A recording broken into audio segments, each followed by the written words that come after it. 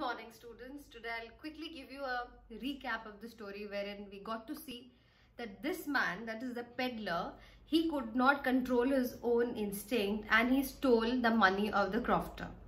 After stealing, he fell into the same line of thought wherein he thought the whole world is a big rat trap and we all are lured by baits. He used to always feel good after feeling ill about the world. Here he thinks that I used to think everybody is running after something or the other, and the rats, they get lured in a cage after falling a prey by getting tempted towards the food inside, and they get captivated for life. Similarly, we humans also get lured by baits like power, position, money, etc. that I discussed in the previous videos. And also here he robs the money, runs away, and then he gets trapped. That is, he was not able to find his own way through the forest. The whole night he was struggling, and finally he got refuge in a iron mill. He was so glad when he heard that heavy banging, because he could make out that this banging can be only felt in an iron mill wherein the big blocks of iron are broken into pieces. So there he goes, and after that the story will continue. But you need to know that he was always having fun and thinking ill about the whole world. He was always happy, contented, satisfied to think that the human beings are the most cruel people, because he only received that kind of feeling. He never got love. He was always, a victim. He was always pushed away from people because he did not have money, he did not have power and position. And the whole world salutes position and power. So I'm going to proceed with the next slide today. I hope you understand. If you don't, get back to me. Students, I was on this slide and I think I just told you that all of a sudden there was a noise, there was a big hammering on the iron block, and then this man, that is the peddler, was extremely happy that there is a mill beside, there is an iron mill beside wherein he could take a refuge. So I need to tell you that two words here. In the summertime, long lines of heavily loaded barges, if you can see the arrow there, barges and scows, they both are two types of boat. Barges are long flat bottomed boat and scows are long flat bottomed boat. Both are boats but two of different types, and the meanings will also follow. And obviously he goes there during one of the long dark evenings, even before Christmas. The master smith and his helper sat in a dark forge. Forge is a place where metal is worked on. Any sort of metal activity, any sort of metal being beaten into pieces, or smeltering, or we have read about metallurgy, any activity, it's forged. Near the furnace, waiting for the pig iron which had been put in the fire and to be ready to put on the anvil. Anvil means a heavy iron block. Okay. Every now and then one of them got up to stir the glowing mass with a long iron bar, returning in a few moments. Dripping with perspiration though, as was the custom, he wore nothing but a long shirt and a pair of wooden shoes. All the time there were many sounds to be heard in the forge. So obviously, hearing that sound only, he followed the path and he reached the iron mill, wherein he saw a lot of things happening. That's a place obviously where metal big blocks are broken into pieces, and then he goes there. All the time there were many sounds to be heard in the forge. The big bellows groaned and burning coal cracked. The fire boy shoveled charcoal into the maw of the furnace with a great deal of clatter. Outside roared the waterfall, and a sharp north wind whipped the rain against the brick-tiled roof. It was probably on account of all this sound that the blacksmith did not notice that a man had opened the gate and entered the forge, until he stood close up to the furnace.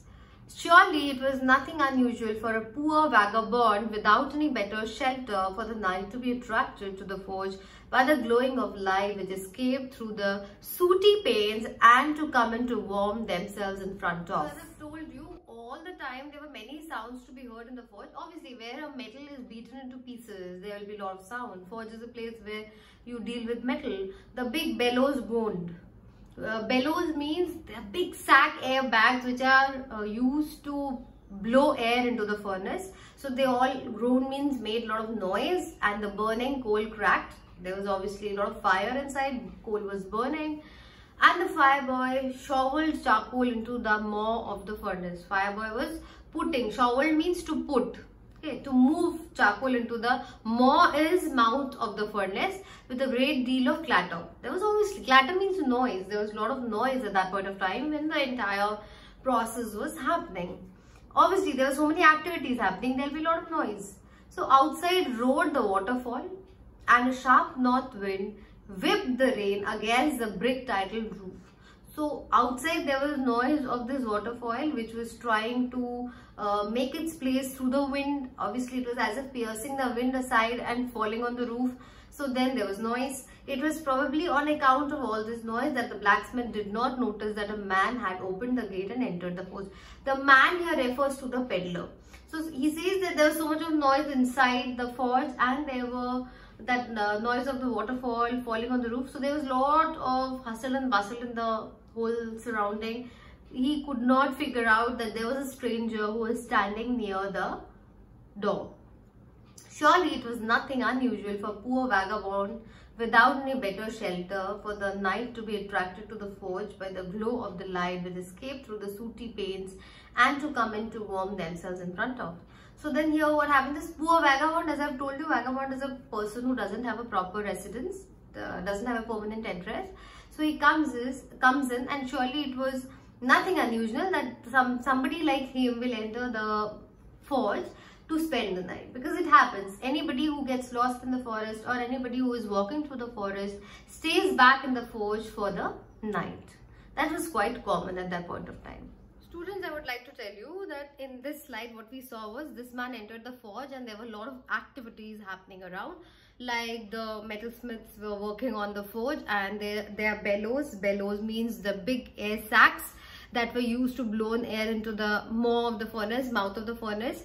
And the water droplets, that is waterfall, was falling on the roof, trying to pierce through the wind. Obviously, there was a lot of noise outside and inside as well. And hence the people in the forge could not notice this peddler standing at the door and trying to take a refuge. And they are also saying that it was very common for people to enter that premise, because anybody who would get lost in the forest, anybody who used to lose the way in the forest, they would take a temporary refuge in that forge. And there's a word, sooty. Sooty means covered. So anybody who would pass by the forest, he's not able to find a way, would take a temporary refuge in that forge which is covered by the comforts of life. What are the comforts of life? Food, clothes, shelter. At that point of time, shelter was also very important because it was very, very cold outside. So that's why he takes a temporary refuge there, thinking that he would stay there for the night and again hunt for his way during the day. We see the meanings here, children. We see forge, a shop where metal is heated, barge, a long flat-bottomed boat, scow, a flat-bottomed boat. Again, you see that. Sifted is descended lightly or sparsely as if sprinkled from a sieve. Smelter, machine in which metal is melted. Rolling mill, machine to roll metal. These are the words that are used in the text. It will help you to understand it better. Anvil, as I've told you, a heavy iron block, and perspiration is sweat. Bellows means, as just now I told you, airbag that emits a stream of air used for blowing air into a fire. Shoveled is move, maw is jaw or mouth of the furnace. Clatter, bang, whipped, beaten with a whip. Here too, hit something. With the text, the fire, the blacksmith glanced only casually and indifferently at the intruder. He looked the way people of his type usually did, with a long beard, dirty, ragged, with a bunch of rat traps dangling on his chest. So the blacksmith obviously looked at him. Glanced is to look at him, and that too very casual, and that too indifferent. Indifferent means when you don't bother, when you don't care about it. And he was treated as an intruder. Intruder means somebody who barges in. He looked at the way people of his type usually did, He looked like a vagabond, somebody who doesn't have a permanent address, somebody who is worn out, looks very, very poor, dirty, and he had a long beard. Dirty, ragged means obviously his clothes are all torn, worn out, and with a bunch of rat traps dangling on his chest. Dangling means hanging on his chest. He asked permission to stay, and the master blacksmith nodded a haughty consent. Haughty is arrogant consent. That means he asked whether he could stay there for the night or not, and then he received a very, very arrogant nod without honoring him with a slight word. So he was not honored, and he was said, okay, fine, you can. And the tramp did not say anything either. He had not come here to talk, but only to warm himself and sleep. He also was not interested. That is, the peddler was not interested in talking and stuff. And so he thought, I'm going to sleep here, be comfortable, and go away in the morning. In those days, the Ramsau Iron Mill was owned by a very prominent iron master, whose greatest ambition was to ship out good iron to the market. He watched both night and day to see that the work was done as well as possible, and at this very moment, he came into the forge on one of his nightly rounds of inspection. Now, obviously, this was not the plan. What happened was, the iron master, the prominent one, that is the one whose mill it was, he came in. Ramsau Iron Work this mill was very famous at one point of time, but today the position of this mill has gone down. But still, the iron master, who is the owner of this place, he comes for his round in the night, and he comes in, and let's see what happens. Naturally, the first thing he saw was the tall ragamuffin who had eased his way so close to the furnace that steam rose from his wet rags. The iron master did not follow the example of the blacksmith, who had hardly deigned to look at the stranger. He walked close up to him, looked at him over very carefully, then tore off his slouch hat to get a better view of his face. The first thing, obviously, what he noticed was this man. Ragamuffin is an adjective used for him, wherein this means a person who is in rag, person who is looking shabby and dirty. So who has made his way here, and he was very close to the furnace, because of which he was, the steam was seen in his rags. The iron master did not follow the example of this blacksmith, who had hardly deigned to look at the stranger. Deign means not bothered to, not interested. So the blacksmith, he was not interested to look at the stranger, but the owner decided to peep, to look at his face. He walked close up to him, looked him over very carefully, then tore off his slouch hat. Slouch is bent at one end to get a better view of his face. But of course, it is you, Niels Olof, he said. How do you look? The man with the rat trap had never been seen the iron master at the Ramsau and did not even know what his name was. But it occurred to him that if the fine gentleman thought he was an old acquaintance is somebody you know, he might perhaps throw him a couple of kroner. Kroner, as I have told you before, a Swedish currency. Entered the Ramsau Iron Work, and he noticed this ragamuffin. Ragamuffin, as I've told you, a person who is in rags, a person who is in torn and worn out cloth. And the blacksmith, who completely disagreed, he completely did not want to look at the stranger's face, he was not interested. But the owner wanted to look at his face, and hence he peeped by taking off his slouch hat. Slouch is bent at one end, and he saw that he is his old friend. He thought that this man, that is the peddler, is his old friend Niels Olof, who was a captain. So then he was perturbed, paranoid to see his own acquaintance. Acquaintance means somebody you know so dearly, somebody who's connected to you, in such a bad shape. And he was surprised to see that this is his condition.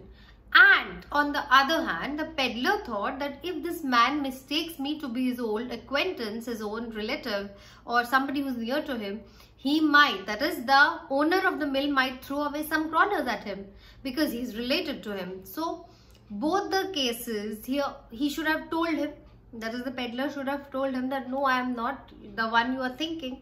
No. Again he gets victimized by his own instincts. Again he falls a prey of his own greed, if you notice. So he doesn't say anything, and we'll get to see what happens next. Therefore he did not want to undeceive him all at once. Yes, God knows things have gone downhill with me, he said. So here the word undeceived means that when you are trying to tell someone that your belief is mistaken. So he did not want to tell that whatever you're thinking, if you're thinking that I am Niels Olof, then you are mistaken. He never said that. Okay. So then he says, yes, I don't know. God knows what has happened with me. Things have gone from bad to worst. Okay. Downhill means worse. You should not have resigned from the regiment. So then he says that you were a captain in the army. Why did you resign from the regiment? Regiment is a unit in the army, said the Iron Master. That was the mistake. If only I had still been in the service at the time, it never would have happened. Well, now of course you will come home with me. To go along up to the manor house and be received by the owner like an old regimental comrade, that however did not please the tramp. So then what happens is, he starts conversing, the peddler starts conversing with the owner of the iron mill, and the owner thinks him to be his old acquaintance, that is Niels Olof, but he doesn't want to tell him at one go. Why? Because he thinks that if he thinks that I am his old acquaintance, he might throw some money at me, some kroners at me, and they start communicating. So then the peddler says that things were worst. In the past couple of years, things have gone down for me, and that's why I'm struggling like this. So then the Iron Master says that you should not have resigned from the unit. You should have worked there. And he also says that if I would have been there, I would have never allowed you to resign.